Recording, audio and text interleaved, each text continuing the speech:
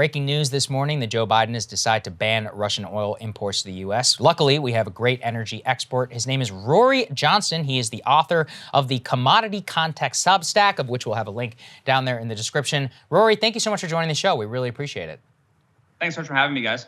Absolutely. So, Rory, originally we wanted to talk just about the entire gas supply chain, crude oil, all of that. But just start off with your immediate reaction to the Russian oil ban. I see that you're saying it may not have a major impact here at home, but talk about it if it goes global. What are the impact on this on the energy markets, and what can Americans expect at home? Yeah, so just to put in perspective, so Russia is the third largest producer of oil in the world.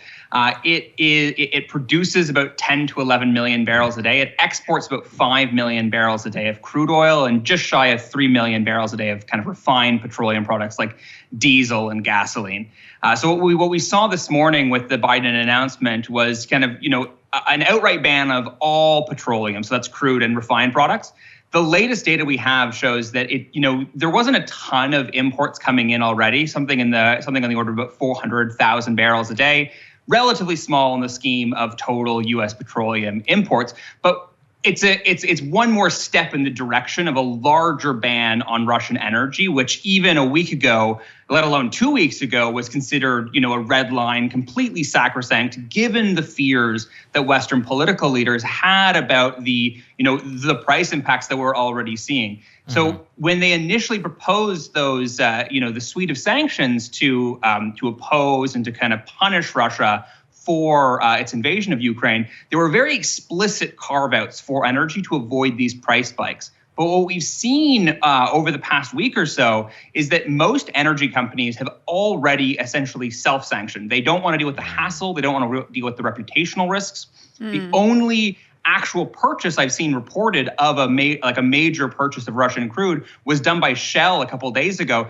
and they got raked over the coals for it. It was, there was a complete kind of blowback. This morning, actually. Exactly, and I think what's interesting in their initial comment on it, they were like, don't get angry at us. The administration, the White House, and all of the Western governments have very explicitly said we should keep doing this, but it didn't really matter, and the reputational impacts were so dramatic that they've now committed to never buying Russian crude again for the duration of this conflict. So, I think there's an open question about how much oil is even currently going to the U.S., let alone kind of, in Europe. So I think there's this open question of how much it's going to matter, but it's certainly a political kind of symbolic move to, one more kind of crack in that energy export facade. And they follow Canada, where I'm based in Toronto, that Canada actually did a similar move earlier last week. And similar position. They don't actually import much, but I think it was a symbolic move. And the big question is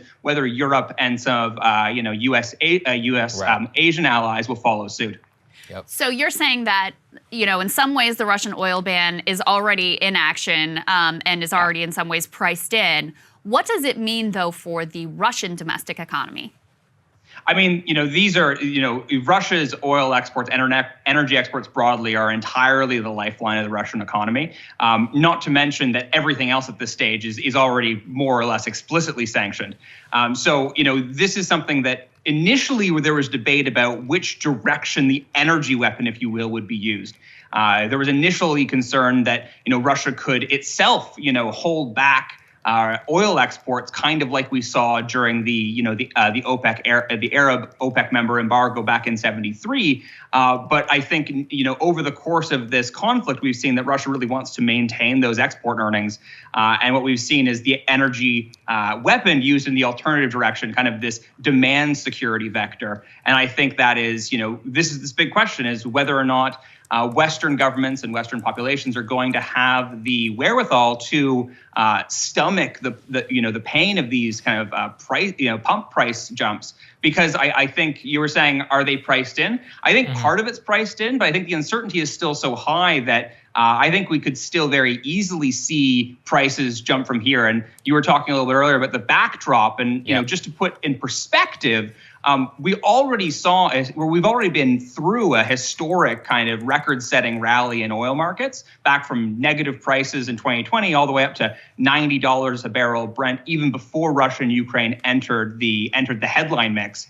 And that was entirely driven on very kind of organic, slower moving, but very, very real fundamental deficits in the market. 2021, kind of the market was undersupplied rather by about 1.5 to 2 million barrels a day, about 2% of global supply. Even if we lose 40% of Russia's exports of kind of crude, let's say everything that goes to Europe, let's say, that would double the effective deficit, and we're already in kind of wildly tight territory. Jeez. See, everything you're saying there just shows that the uncertainty and more Americans can and should expect probably to pay more at the pump. Now, Rory, as an analyst, and you're very dispassionate from what I can tell, when everybody says what to do about it, what does that mean? I saw you castigating the word energy independence.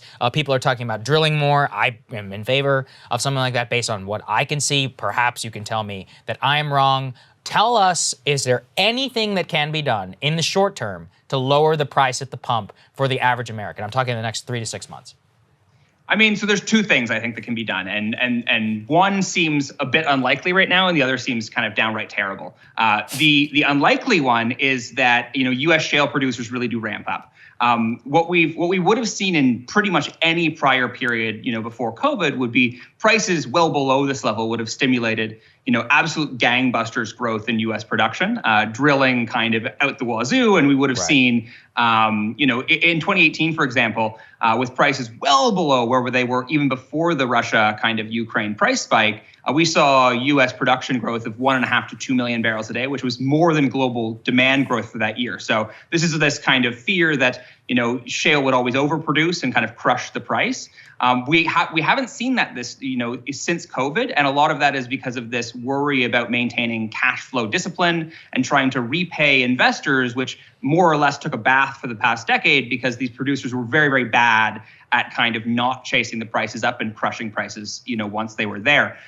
The other side is on the demand side. And I think what people are increasingly talking about right now in the kind of energy analytics space is that we're very quickly going towards a realm of demand destruction. Prices so high that basically it's a signal for people to stop consuming, and that's how these balances are finally going to shake out. Which no one knows exactly what level that is. But we could easily be talking about $150+ a barrel, well over in Canada $2 a liter for gasoline. I mean, how high? Lay your marker down for U.S. consumers. How high do you think the price of a gallon of gas is going to go? I mean, $5-6 a gallon is well within the kind of realm of possibility.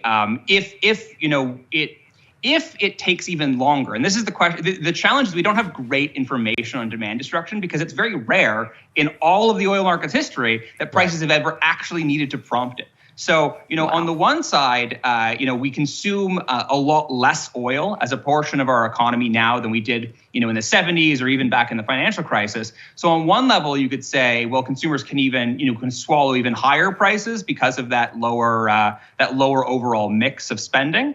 But on the other side, there's a camp that says, well, it's actually the rate of change that matters. And obviously, not only, prior to the Russia-Ukraine spike, the rate of change was absolutely phenomenal. And, this has just put it into entirely kind of unprecedented territory. So if it is the pace of kind of the shock that matters, then this is definitely going to have serious damage on the demand side. And then in terms of the timescale, Rory, what you have laid out here, it just seems to me that this is going to be around for a long time. There does not just seem to be a short way. Actually, something that we've talked about here is even the timeline. Let's say that the shale producers did decide to increase production. Even if they did decide to do so right now, could they even alleviate price at the pump? Like, how long would that take is what I'm saying.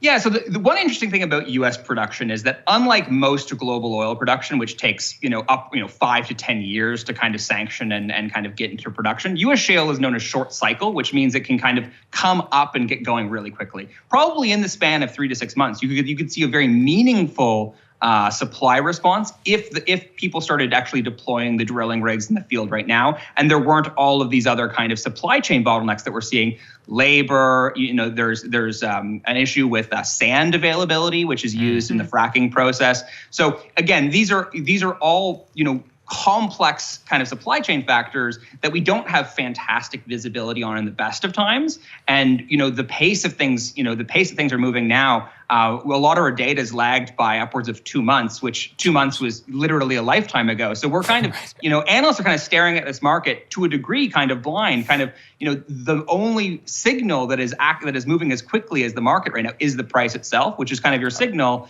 that, we're moving towards that demand destruction threshold. Wow. Well, Rory, this has been very, very helpful. Yeah. We got your link to your Substack down in the description. Thank you for breaking it down for us and laying out a sad picture, but at least an accurate one. Yeah. So thank you. Great to meet you, Rory. Thank you. Thanks so much for having me, guys. Absolutely, Pleasure. man. Thank you guys so much for watching. We really appreciate it. All of your work, let's just make all of your support makes it so that we can continue to do what we do. We've got a great number of partnerships. Both Marshall and Kyle will be premiering on the channel tomorrow. We've got some fun stuff here in the pipeline on Pipeline. Wow, fun.